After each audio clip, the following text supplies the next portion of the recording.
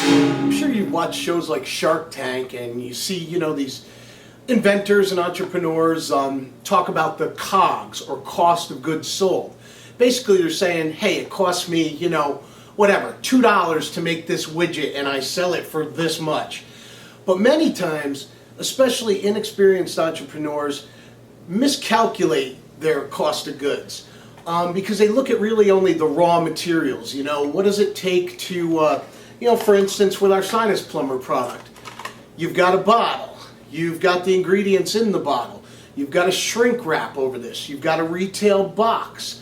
All those things are your raw material costs. And a lot of times, people miscalculate those costs because they won't look at certain things like, what does it cost to ship the materials to your facility if you manufacture your own product? Or if you use a co-packer, what is the cost for them to send the final product to your fulfillment center or to your office space where you may fulfill the product? Even fulfillment. A lot of companies will have products made and they don't even ship them themselves. They might use a fulfillment center, so that adds cost to your bottom line and what your product actually costs. The biggest thing people miscalculate, especially if they manufacture their own products, labor. That's something very important. You also have to look at, what does it cost to ship your final product to the retail customer? Whether you sell direct to customers or also, like we do, wholesale to stores and distributors. So you have to figure out what those shipping costs are on average, and then you have to figure it out per bottle or per product, what that adds to the bottom line, to the COGs. So, it's an important lesson to learn not to miscalculate, not to underestimate what your actual COGs are on any one product. And I see that as one of the biggest mistakes all the way around, especially for entrepreneurs just starting out. Another thing is you also have to look down the road at how much you can reduce your COGs, because that can tell you eventually how profitable your product can become. Because obviously the more bulk you can buy in bottles, boxes, ingredients, etc., the lower your costs are going to be on that product, because again, you're buying in bulk. And so when you're creating a product, you want to look at what should your retail price be, your MSRP, because you want to make sure there's enough room for distributors and enough room for retailers to make a good margin on that product. And it's very important to leave enough room. When you're first starting out and you're small, you're going to take less of a margin so that you can get into big chains. For instance, we sell Sinus Plumber in Vitamin World stores and Ace Hardware stores.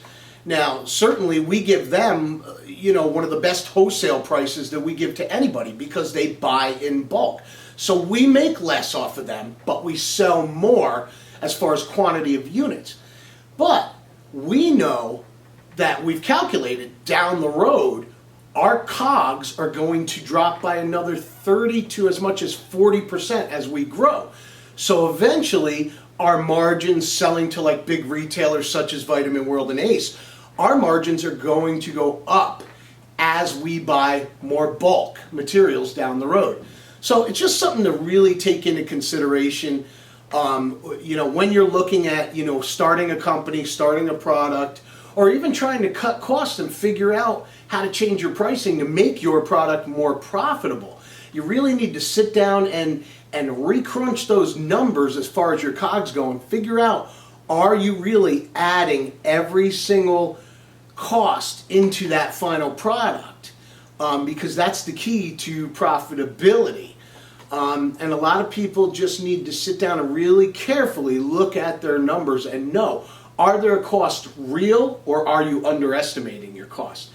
The other important lesson to learn is once I come up with, my total COGS, my total cost of goods, I always add another 5% to it just to kind of give myself a cushion. I would rather overestimate my cost and make a little extra money that I didn't count on than to underestimate my cost and find out that I'm losing money in the end. So that's just a quick lesson on the cost of goods and how important it is to know your numbers. Because a lot of times, like I said, when you watch a TV show like Shark Tank, first of all, you only see a small amount of time when that person was questioned on their cost and their goods and their wholesale. So you're only seeing a snapshot of what those actual costs are. And they make it sound very simple, but a lot of times all the real costs are not added into that product. So again, COGS, very important.